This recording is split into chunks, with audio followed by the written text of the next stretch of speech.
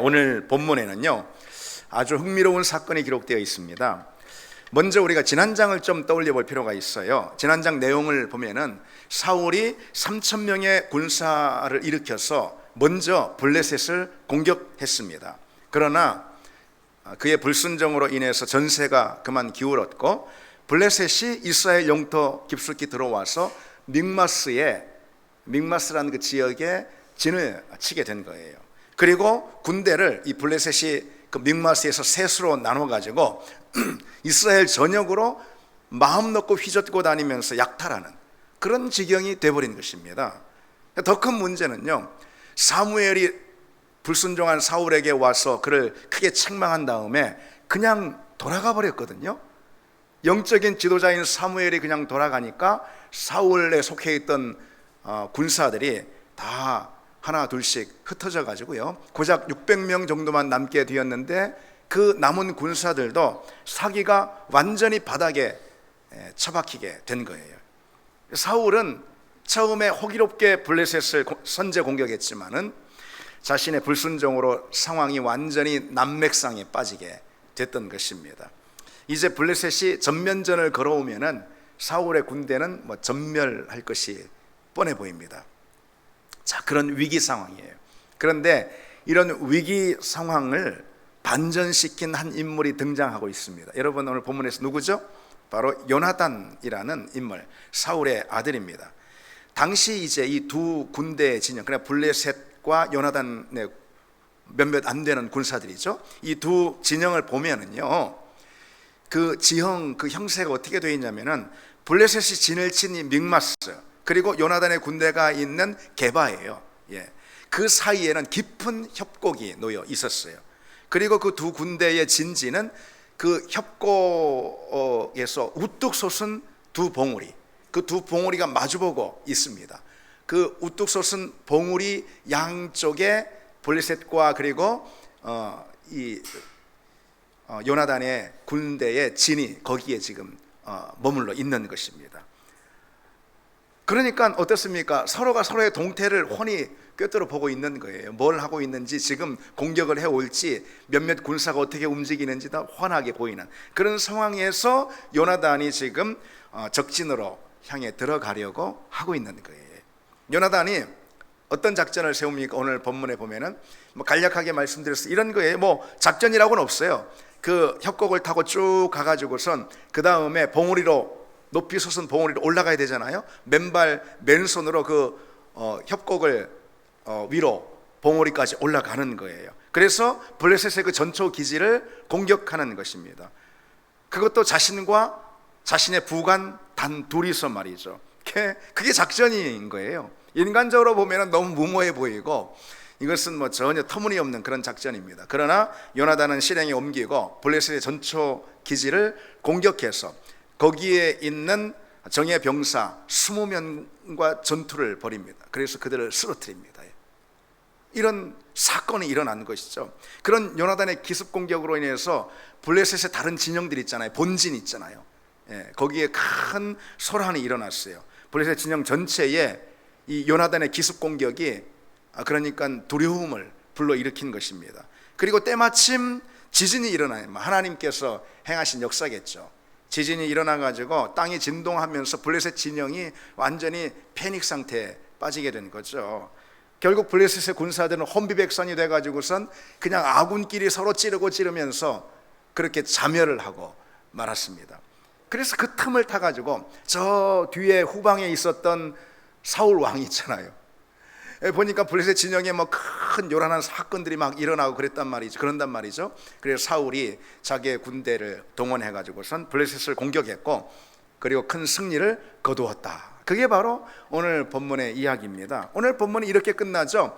우리가 15절까지만 읽었지만 23절에 여호와께서 그날에 이스라엘을 구원하심으로 전쟁이 벳아웬을 지나니라. 벳아웬, 그러니까 블레셋 진영까지 전쟁이 이제 이 전투와 깊이 블레셋 진영까지 이제 이어졌다, 이런 얘기죠.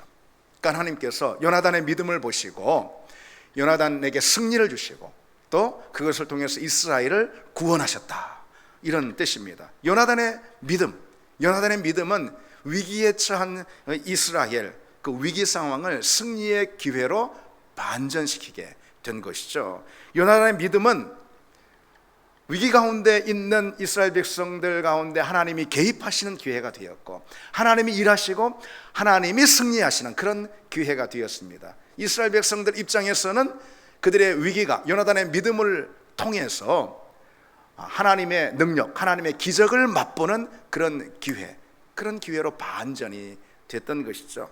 자, 그래서 이 시간에는요, 위기를 반전시킨 요나단의 이 믿음 있잖아요. 이 믿음은 어떤 믿음인지 우리가 몇 가지로 생각해 보려고 합니다. 위기를 반전시킨 요나단의 믿음, 어떤 믿음일까? 첫 번째로 그것은 행동하는 믿음입니다. 행동하는 믿음. 여러분, 성경이 분명히 보여주는 사실이 있어요. 성경이 처음부터 끝까지 믿음에 대해서 우리에게 가르칠 때 분명하게 보여주는 사실이 무엇입니까? 참된 믿음은 행동한다. 그리고 행동을 시작하면 하나님이 일하신다. 이게 성경이 우리에게 줄곧 보여주는 믿음에 대한 가르침입니다. 우리는 종종요, 여러분, 아는 것이 믿는 것이라고 착각을 합니다. 내가 알고 있다, 그러면은 그것이 믿고 있다라는 것으로 착각을 할 때가 있습니다. 그러나 그렇지 않습니다. 믿음은 아는 것과 어쩌면 관계가 없어요. 믿음은 행하는 것입니다.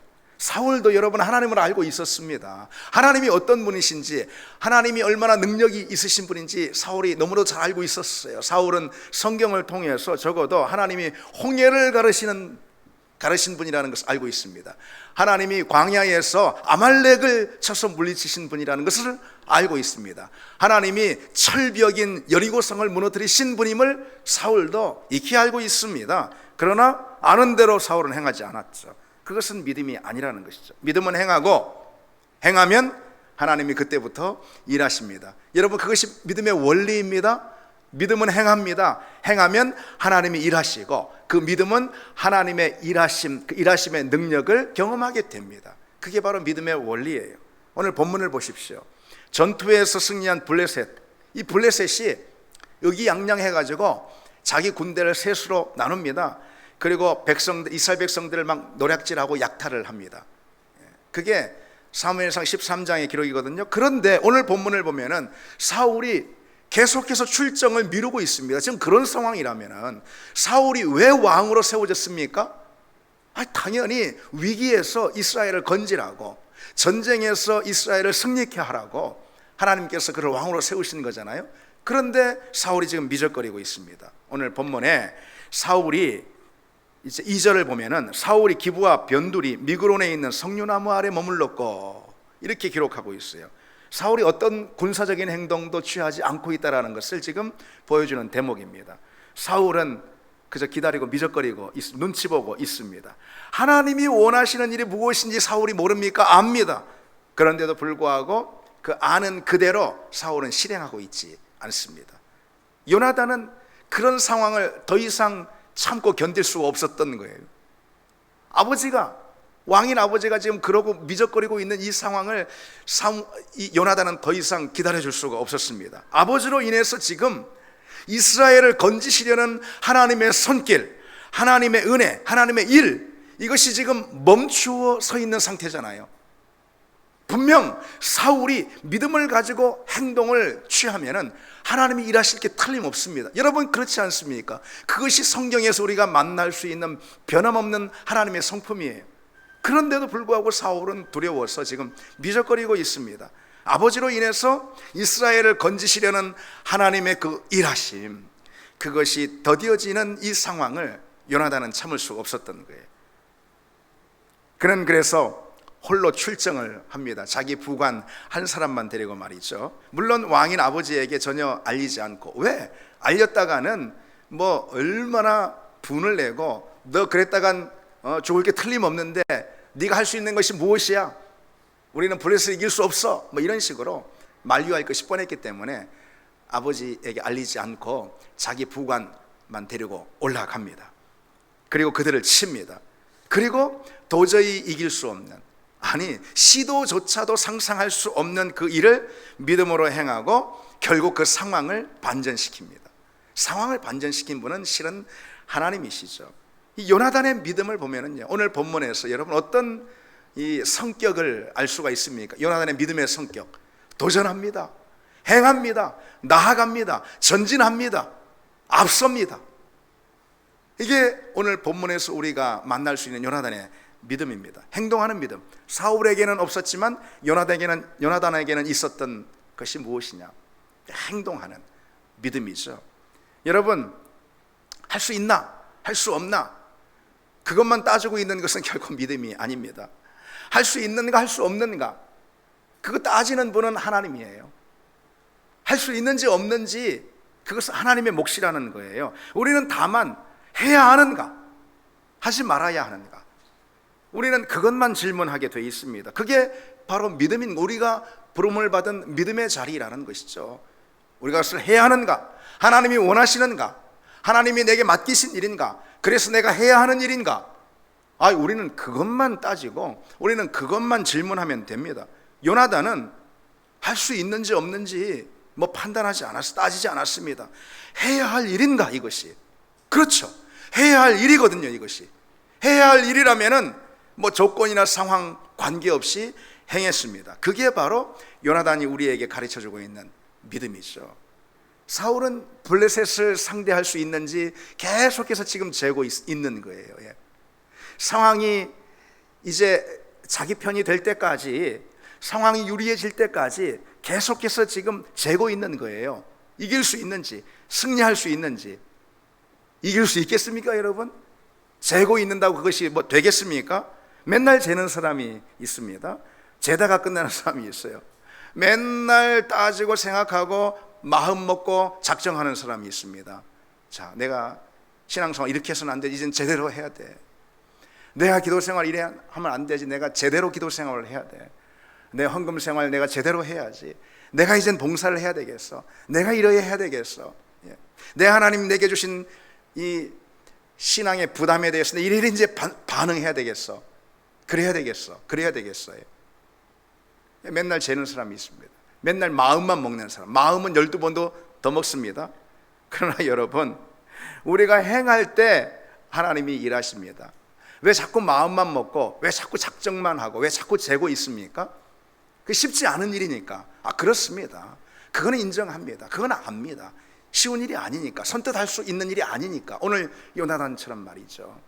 그러나 여러분, 우리가 그렇게 마음만 먹고 작정만 하고 있는다고 아무것도 되는 일이 없고, 우리가 그러기 때문에 실은 하나님의 능력도 믿음의 역사도 경험하지 못하는 것입니다. 왜 우리에게 성경에 나와 있는 이와 같은 인물들, 여러분 신약 성경에도 얼마나 놀라운 믿음의 역사들이 펼쳐집니까? 왜 우리는 그와 같은 하나님의 손길과 믿음의 역사를 만나지 못할까? 왜 우리는 만나지 못할까? 우리가 자꾸 재기만 하고 자꾸 마음만 먹으니까 그런 것입니다. 우리가 발을 떼면, 우리가 행동하면 하나님이 그때부터 일하실 줄 믿습니다. 그것이 여러분 믿음의 원리인 것이에요. 우리가 행하면 하나님이 역사하십니다. 우리가 행하면 하나님이 은혜를 부어주십니다. 특히 요나단은요, 지금 블레셋을 이길 수 있는 환경이 마련될 때까지 기다리고 있는 것 같아요. 한정 없는 것이죠. 승리가 확실히 보장될 때까지 지금 머뭇거리고 있습니다. 근데 사울이 그러고 있습니다. 사울이. 근데 요나단은 블레셋을 이길 수 있는 환경이 될 때까지 기다리지 않았다라는 것이죠. 승리가 확실히 보장될 때까지 기다리지 않았습니다. 그것을 요나단은 견딜 수가 없었던 것입니다. 하나님이 무엇을 원하시는지 분명히 알기 때문에. 그래서 그는 믿고 앞으로 나갔던 거예요. 그의 계획이 무모해 보일지 모르지만은요, 하나님이 도우실 것을 그는 확신했습니다. 그게 믿음입니다. 여러분, 믿음이라는 것은요, 충분한 조건이 될 때까지, 모든 환경이 조성될 때까지, 내가 원하는 대로 될 것에 대한 확신이 있을 때까지 기다리는 것, 여러분 그것은 믿음이 아닙니다. 그런 걸 하면 여러분 누구든 하지 못할 사람이 있겠어요? 믿음의 사람은 환경이 되지 않아도 실행합니다. 그게 믿음인 거예요. 믿음은 다른 게 아니에요. 환경이 안 된다고 하지 못하는 게 믿음이 아닙니다. 믿음은 환경이 안 돼도 실행합니다. 여러분 왜 스펄전 목사님이라고 있잖아요. 이분이 이제 목회를 처음 시작을 할 때 어떤 여자 성도가 와가지고 주일학교 교사를 시켜달라고 그렇게 청했다라는 거예요. 얼마나 여러분 참 이런 일도 있습니다. 주일학교 교사를 시켜달라고, 우리에게도 그런 은혜가 주어지길 원합니다. 예, 시켜달라고. 그런데 이 당시 이제 스펄전 목사님 목회하던 그 교회 이 초기엔 주일학교가 없었던 거예요. 아이들이 하나도 없어요. 그래가지고 학생이 지금 하나도 없으니까 교사는 필요 없다고 그냥 거절하면서 이렇게 돌려보내려고 그렇게 했습니다. 그래도 계속해서 간청하는 거예요. 내 주일학교 교사를 하고 싶다고. 그래서 스펄전 목사님은 이 여인의 그 신앙을 높이 여기고 그 믿음을 높이 보고 그래서 주일학교 교사로 세웠습니다. 이 성도의 이름이 뭐냐면요, 바틀렛이라는 그런 성도예요. 그래서 이 스펄전 목사의 전기나 이분의 목회에 대해서 이제 이야기를 우리가 접할 때 중요한 인물로 이렇게 등장하는 그런 사람이에요. 이 바틀렛 여사인데요. 이 바틀렛은 그래서 이제 주일학교 교사를 맡게 되고 아이들이 하나도 없는 교회 학교인 거예요. 그럼 어떻게 합니까? 아이를 전도를 해야 되겠죠. 이렇게 전도를 해가지고선 무려 700명의 어린 아이를 전도해서 주일학교를 채웠습니다. 그리고 더 나아가서 1000명의 등록교인들을 전도한 그런 스펄전 목사님 옆에서 그와 함께 교회를 섬긴 아주 귀한, 아주 중요한 인물로 이 바틀렛 여사가 있습니다. 여러분, 믿음은 그런 것입니다. 믿음의 환경이 갖추어질 때까지 기다리는 것이 아닙니다. 주일학교가 없는데 어떻게 선생을 해? 아니라는 거예요. 주일학교가 없어도 내가 교사를 하고 그러면은 하나님이 일하시기 시작하신다는 것이죠. 그래서 믿음의 환경이 조성될 때까지 기다리는 것이 아니고 오히려 믿음은 환경을 만듭니다. 믿음은 조건이 되지 않아도 먼저 행합니다. 믿음은 먼저 발을 뗍니다. 믿음은 아무것도 없어도 아무것도 보이지 않아도 먼저 길을 간다라는, 먼저 나선다라는 거죠. 그러면 하나님이 개입하시고 하나님이 그 믿음을 사용하시는 그런 믿음의 역사들이죠. 여러분, 우리가 그 역사를 경험하는 사람들 되기를 원합니다. 두 번째로, 저 위기를 반전시킨 요나단의 믿음, 어떤 믿음인가? 계산하지 않는 믿음입니다. 여러분, 오늘 본문을 보십시오. 믿음은 계산하지 않습니다. 사울을 먼저 한번 보세요. 사울은 먼저 본 장에 보면은 13장 중다하게 진을 치고 있는 그 블레셋 군대에 기가 눌려가지고요, 사무엘이 오기 전에 번제를 드림으로 불순종을 행하지 않았습니까? 그래서 사무엘에게 책망을 들었어요. 그런데도요, 사무엘이 떠난 다음에 사울이 맨 먼저 행한 일이 뭔지 아십니까? 13장 15절에 보면은 그의 군대가 지금 몇 명이나 남았는가, 남은 군대의 숫자를 사울이 셉니다. 이런 걸 보면은 사울은요, 이 군대의 숫자 있죠, 이것이 자신이 행하는 것에 있어서 결정적인 요인이 되었던 그런 사람이죠. 그러나 요나단은 전혀 달랐습니다. 자신과 자신의 부관 단 둘이서 적진을 향합니다. 그리고 무려 10배가 넘는 20명 이상 되는 그런 정예 병사, 적군들을 물리치고요, 그로 인해 블레셋 전 진영에 그 두려움을 심어줍니다. 요나단이 지금 가진 것이 무엇인가? 칼 한 자루가 전부인 거예요. 그리고 그것을 든 부관, 이때 시대에는 부관이 칼을 들었어요. 단 둘이, 그게 전부였습니다. 그가 전투에서 이길 수 있을지 계산을 먼저 했다면은 절대로 이런 행동은 할 수가 없었겠죠. 요나단은 계산하지 않았습니다. 그 점을 오늘 본문 6절이 이렇게 선언해주고 있잖아요. 여호와의 구원은 사람이 많고 적음에 달리지 아니하였느니라. 아멘. 아멘이죠. 성경의 위대한 인물들이 하나님께 드린 신앙 고백들, 위대한 신앙 고백들과 충분히 견줄 만한 그런 멋진 고백 아니겠습니까? 여호와의 구원은 사람의 많고 적음에 달리지 않았다. 여호와의 구원은 병력의 크기에 의존하지 않는다, 이런 거죠. 그러니 믿음은 그러니까 계산하지 않는다라는 게, 오직 하나님의 구원을 믿고 행할 뿐이라는 것입니다. 여러분, 우리는 계산하고 판단하고 따지고 하는 것에 사실 너무 익숙해져 있어요. 그게 우리 몸에 배어 있습니다. 왜냐하면 그게 우리 이성에 맞기 때문에 그런 거예요. 그런데 여러분, 이성이라는 울타리 안에 하나님을 제한할 때 우리는 결코 하나님이 우리를 통해서 일하시는 하나님의 역사 말이죠, 사람의 일 말고 하나님의 그 역사를 우리는 결코 만날 수가 없습니다.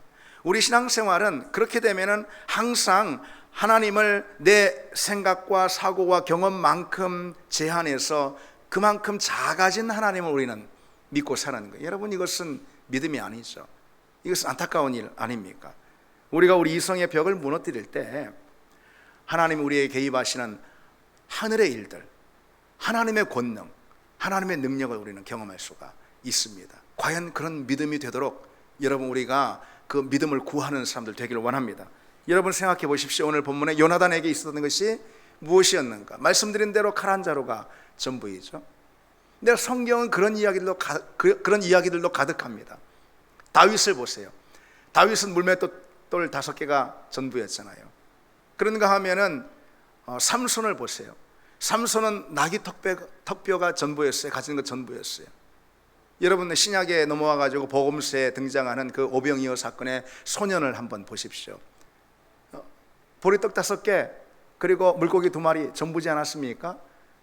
그런 상황 가운데서 다윗은 물맷돌로 골리앗을 쓰러뜨리고, 삼손은 나귀 턱뼈 하나를 가지고 블레셋 사람 1000명을 쓰러뜨리고, 그리고 그 소년, 복음서의 소년은 이 보리떡 5개 물고기 2마리로 5000명을 먹이고 남기는, 여러분, 성경엔 그런 이야기들도 가득합니다. 믿음의 이야기들이죠. 근데 계산을 한다면은 과연 그런 역사가 어디 일어날 수 있겠어요? 믿음은 계산하지 않습니다. 이 말을 여러분, 이런 표현으로 할 수도 있습니다. 믿음은 계산하지 않는다. 뭐냐면은 믿음에는 전혀 다른 계산법이 있다, 이렇게 표현할 수도 있어요. 믿음에는 전혀 다른 계산법이 있어요. 여러분, 우리가 뭔가를 계산하잖아요, 자꾸. 그럴 때 어떤 걸 고려합니까? 먼저 환경을 고려하죠. 환경이 어떤가? 환경을 고려하고 따집니다. 그 다음에는 그 환경 가운데 내가 할 수 있는 나의 자원과 내게 있는 능력이 무엇인지 고려합니다. 그래서 환경이 어떻지? 그 환경에 내가 가진 자원이나 능력을 이렇게 대입하면은 그러면은 가능할 거야, 아닐 거야, 뭐 이런 식으로 우리는 보통 계산하고 따진다, 이 말이죠. 그런데 여러분, 중요한 게 하나 빠졌어요. 그런 계산법에 중요한 게 하나 빠졌어요. 뭐가 빠졌습니까? 뭐가 빠졌습니까? 하나님이 빠졌잖아요. 하나님이 어떤 분이시고 하나님은 무엇을 하실 수 있는 분인가? 바로 그것이 빠지지 않았습니까? 우리는 뭔가를 계산해 가지고 어떤 거든 선택을 합니다. 그런데 하나님이 어떤 분인지, 하나님이 무엇을 행하실 수 있는지, 하나님이 빠졌다, 이 말이죠. 결정적인 변수는 하나님인데 말이죠. 믿음의 계산법은 여러분, 그게 전혀 다릅니다.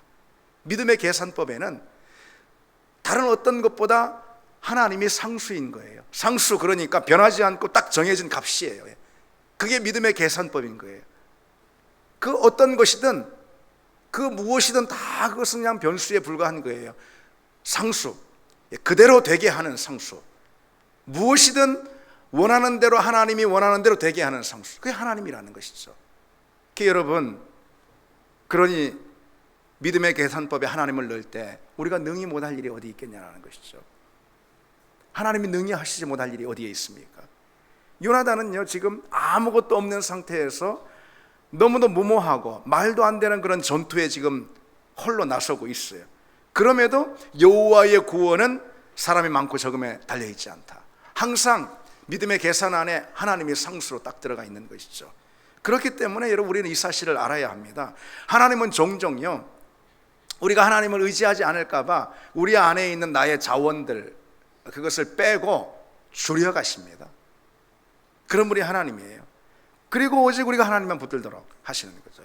그 장면을 가장 분명하게 보여주는 성경의 이야기가 바로 기드온의 이야기입니다. 여러분, 사사기의 기드온의 사건 여러분 기억하시죠? 미디안 족속이 쳐들어와서 이스라엘을 다 쑥대밭으로 만들 때 하나님이 기드온을 부르십니다. 그리고 기드온으로 하여금 군대를 징집하도록 하시죠. 기드온이 군대를 모으는데 처음 모인 사람이 무려 32,000명이었어요. 그런데 하나님이 어떤 일을 하십니까? 줄이고 계속 줄입니다. 그래서 300명을 만드시잖아요. 왜요? 무슨 특전사 정예 부대를 꾸리려고 그렇게 하신 거예요? 그게 아니라는 것이죠. 이들이 가진 무기, 다시 말해 하나님께서 기드온의 병사들에게 허용하신 무기가 무엇인지 알면은 이들이 특공대가 아니라는 것을 금방 알 수 있어요. 어떤 무기를 허용하십니까? 횃불과 나팔과 그리고 항아리. 항아리가 웬 말입니까? 이들에게 허용된 무기가 바로 그것이에요. 그런 무기를 가지고 마치 해변에 중다한 그런 무리처럼 쳐들어오고 있는 이 미디안 군대를 대적을 하는 것이죠. 적군의 입장에서 봐도요, 어이가 없는 그런 일이죠. 항아리를 깨는 것이 전술의 전부입니다. 여러분, 이것이 어떻게 말이 됩니까? 그런데 전쟁에서 누가 승리하죠? 기드온의 군대가 승리하잖아요. 그 승리를 두고 제일 놀라는 사람들이 바로 기드온과 그의 군대 300명일 것입니다. 아니, 항아리를 깨고도 우리가 이길 수 있는가? 어찌 이러고도 우리가 이길 수 있을까? 여러분, 그런 생각하지 않았겠습니까? 그리고 그런 것을 보니 결국은 다 하나님이 하셨다. 하나님이 하신 일이다. 우리가 한 일이 없다라는 이 사실을 너무도 명백히 이들은 고백할 수밖에 없었을 거예요. 여러분, 우리가 이처럼 하나님의 능력, 하나님 한 분만을 붙들 때 하나님 일하시기 시작합니다. 그러니까 내게 있는 자원들은 빼는 게 답이라는 거예요. 내게 있는 능력들은 빼는 게 답이라는 거예요. 기드온이 처음에는 어떻게 하면 군대를 많이 모을 수 있을까? 거기에 전념했어요. 몰두했어요. 그래서 다행히 32,000명, 적지 않은 숫자잖아요. 그런데 하나님이 그것을 다 빼시기 시작합니다. 내가 가지고 있는 자원들이 많으면은, 왜냐? 하나님을 의지하지 않기 때문에 그러신 거죠. 내가 가진 자원이 없을 때 우리는 하나님을 의지합니다. 그러니까 여러분, 믿음은 개선하지 않는다고 그랬습니다. 오히려 나의 자원을 뺍니다. 나의 능력을 버립니다. 나의 계획을 최소화합니다. 뭐든 그냥 오랫동안 계획 짜는 사람들이 있고 그렇습니다. 믿음은 그렇지 않습니다. 나의 계획은 최소한으로 합니다. 그래야 하나님이 움직이실 범주가 넓어지는 것이거든요. 하나님이 일하실, 하나님이 역사하실 자리가 넓어지는 것이거든요. 그래야지, 그리고 우리가 하나님만 의지할 수가 있습니다. 믿음은 계산하지 않습니다. 여러분, 그런 믿음이 과연 우리의 삶의 자리에 있기를 원합니다. 세 번째로, 여러분, 위기를 반전시킨 요나단의 믿음, 어떤 믿음인가? 하나님을 두려워하는 믿음이에요. 여러분, 오늘 본문의 요나단을 한번 보세요. 요나단은 하나님이 무엇을 원하시는지 너무도 잘 알고 있었어요. 물론 사울도 잘 알고 있어요. 그게 뭐죠? 블레셋을 치는 일이에요. 하나님의 백성들이 블레셋에 의해서 더 이상 억압을 받지 않도록 블레셋을 치는 그런 일입니다. 사울 역시 그것을 잘 알고 있어요. 그러나 공격을 하고 있지 않죠. 머뭇거리고 있죠. 요나단은 그와 같은 상황이 계속되는 것이 너무 두려웠어요. 사울은 하나님이 두려운 것보다도 자기 앞에 중다하게 진을 치고 있는 블레셋의 군대가 두려웠어요. 그러나 요나단은 거꾸로예요. 이런 상황이 계속 진행되는 것, 하나님의 말씀, 하나님의 명령을 어기고 계속 머뭇거리고 있는 이런 상황, 하나님의 일이 지금 더뎌지고 있는 이런 상황, 그런 상황으로 인해서 요나단은 오히려 하나님이 두려웠어요. 그래서 혼자라도 났습니다. 하나님이 주신 책임을 다하지 않는 것이 두려워 났습니다. 여러분, 믿음이 무엇인가? 두려워해야 할 대상을 분명히 아는 것, 그렇게 한마디로 정의할 수가 있습니다. 그게 믿음입니다. 거기서 믿음이 시작이 됩니다. 여러분, 믿음은 참으로 두려워해야 할 존재를 두려워하는 그런 삶이에요. 믿음의 사람은 그래서 하나님만 두려워하죠. 그리고 하나님 한 분만을 두려워하는 그 사람은 하나님 외에는 어떤 것도 두려워하지 않게 됩니다. 하나님을 두려워한 요나단은 블레셋을 공격하는데 그 어떤 주저함도 거리낌도 어떤 두려움도 없지 않습니까? 단 둘이서 나가지 않습니까? 하나님을 두려워하니까 그런 사람은 그 어떤 것도 두려움의 대상이 되지 않는다, 이런 거예요. 하나님을 두려워하는 사람 두려울 것이 없습니다. 신명기 7장에 이렇게 가르쳐주고 있어요. 너는 그들을 두려워하지 말라. 너희 하나님 여호와 곧 크고 두려운 하나님이 너희 중에 계신다. 이것은 이스라엘 백성들이 지금 가나안을 향해 나아가는 여정, 그 광야에서 하나님 모세에게 주신 말씀이거든요. 가나안 족속 두려워하지 말라. 철병거로 무장하고 있다라는 소문을 들었니? 그러나 두려워하지 말라. 너희들이 진정 두려워해야 할 분은 하나님 한 분이다. 두려운 하나님이 너희 중에 계신다 그랬어요. 진정 크고 두려운 분은 하나님이고, 그분만을 두려움으로 섬길 때 다른 것으로 인해 오는 모든 두려움들은 아무것도 아닌 게 된다는 것이죠. 여러분, 다니엘의 세 친구 아시죠? 사드락, 메삭, 아벳느고라는 다니엘의 세 친구가 있지 않습니까?